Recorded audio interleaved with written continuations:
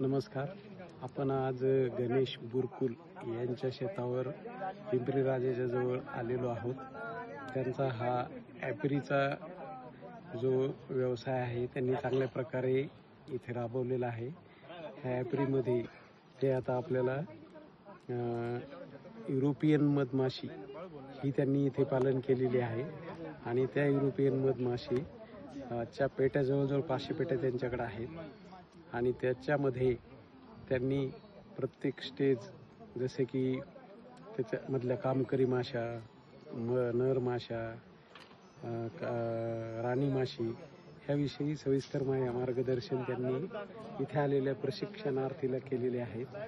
तर हा व्यवसाय मध आणि परागीकरण ह्या दोन बाबीसाठी प्रामुख्याने केलेला जातो, परंतु महाराष्ट्रात फक्त ह्याचा उपयोग परागीकरणासाठीच केला जातो. माझ्यासोबत माझे मित्र टाकळकर साहेब, तुकारामजी हे पण इथे सकाळचे आलेले आहेत आणि ह्या प्रशिक्षणाचा उपयोग घेऊन त्याचा उपयोग त्यांच्या शेतामध्ये करणार आहेत.